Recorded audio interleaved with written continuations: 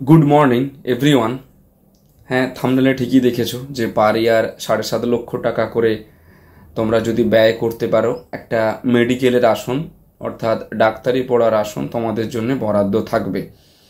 তবে সেই ক্ষেত্রে একটা ছোট্ট বাউন্ডেশন রয়েছে, যেটা হচ্ছে স্কোরটা 550-এর উপরে থাকাটা আবশ্যিক। অর্থাৎ 550-এর উপরে যদি স্কোরটা না থাকে সেই ক্ষেত্রে 7.5 লক্ষ টাকা পার ইয়ার ব্যয় করে তোমরা একটা সিট নিতে পারবে না।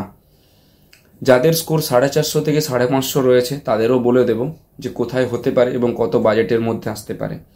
সবার আগে বলে দিই, বিহার, ইউপি, অন্ধ্রপ্রদেশ, উত্তরপ্রদেশ, তোমার হচ্ছে ছত্তিশগড়, হিমাচল প্রদেশ, তারপরে হচ্ছে পাঞ্জাব, কর্ণাটকা, কেরালা, সমস্ত স্টেটে আস্তে আস্তে রেজিস্ট্রেশনের জন্য যে টেন্টেটিভ শিডিউল সেটা কিন্তু কনফার্মেশন একটা নোটিশ পাবলিশ করে দিয়েছে। অর্থাৎ রেজিস্ট্রেশন থেকে শুরু করে choice filling, choice locking, seat allotment letter, reporting, first round, second round, third round, even mop up round পর্যন্ত যে টাইম নির্ধারিত হয়েছিল সেই টাইম শিডিউলটাও দিয়ে দেওয়া হয়েছে। ওয়েস্ট বেঙ্গল স্টেট অর্থাৎ আমাদের স্টেট এখনও পর্যন্ত বাকি রয়েছে, কারণ অনেকগুলো কলেজ আমাদের স্টেটে খোলার কথা রয়েছে।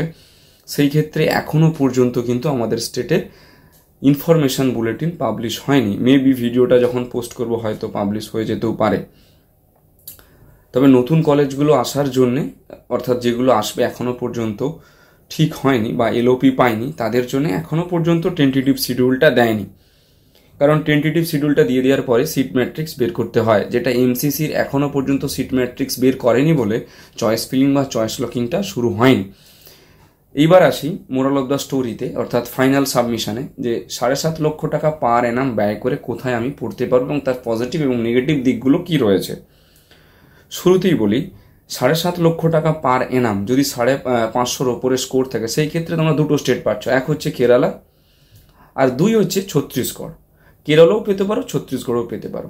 কেরলে যে প্রবলেমটা আমাদের ফেস করতে হয় সেটা হচ্ছে যে কি ল্যাঙ্গুয়েজ প্রবলেম, অর্থাৎ ল্যাঙ্গুয়েজের একটা ব্যারিয়ার কিন্তু কেরলে রয়েছে, যেটা মালায়ালাম ল্যাঙ্গুয়েজ আমাদের অনেক বাঙালি এবং নন বেঙ্গলি এবং ওড়িয়া এবং বিহারি স্টুডেন্টরা চট করে অবজার্ভ করতে পারে না। সেই জন্যে ছত্তিশগড়টা হচ্ছে আমাদের ক্ষেত্রে বেস্ট অপশান ল্যাঙ্গুয়েজের দিক থেকে বললাম। এবারে যদি বলি কেরলে কিন্তু কোনো বন্ড নেই, অর্থাৎ সার্ভিস বন্ড যেটাকে বলা হয় এমবিবিএস কমপ্লিট করার পর।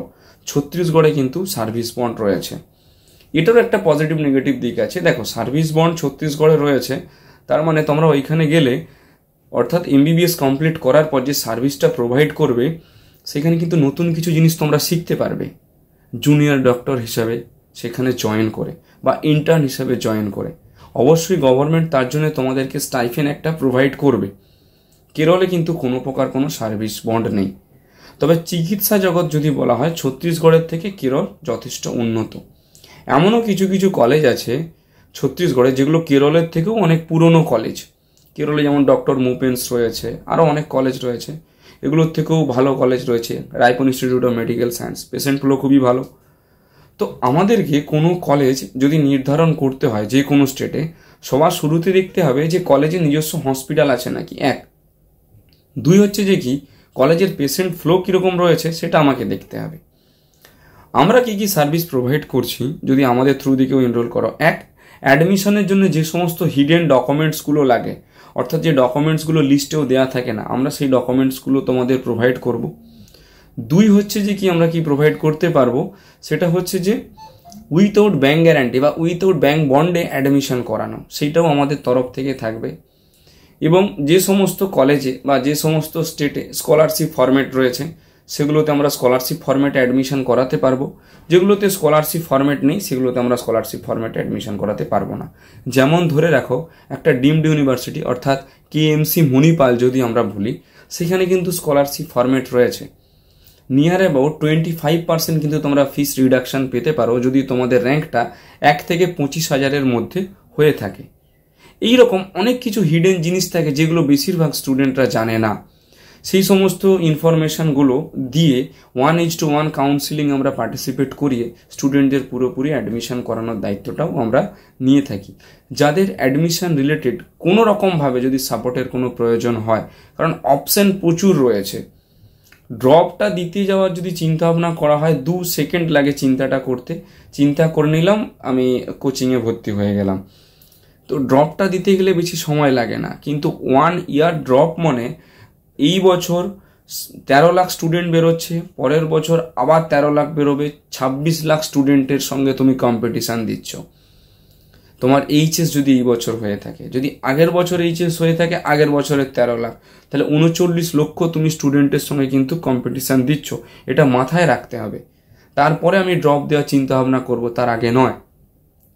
তো যাদের ধরে রাখো বাজেট নেই, অ্যাডমিশনের সময় ধরে রাখো 15 থেকে 20 লাখ টাকায় পে করতে পারবে, তাদের উদ্দেশ্যে বলবো বাইরের স্টেটে তোমরা অ্যাডমিশন নিতে পারো, যেখানে 15 থেকে 20 লাখ টাকা পেমেন্ট করলে বাদ বাকি টাকাটা তোমরা এডুকেশন লোন পেয়ে যেতে পারো। আমাদের গভর্নমেন্ট থেকেও অনেক রকমের লোনের স্কিম চালু করে দিয়েছে, এখন গোল্ড লোন দিয়েও এডুকেশন লোন দিচ্ছে, গোল্ড জমা রেখেও। তো সেই ক্ষেত্রে মাল্টিপল অপশন রয়েছে অ্যাডমিশন নেওয়ার জন্য। আমি সাজেস্ট করছি না কাউকে লোনটাই নিয়ে পড়াতে হবে বলে। যদি কেউ এফোর্ড করতে পারো দেন অ্যাডমিশনটা নিয়ে নেওয়াটা সব থেকে বেটার। Thank you.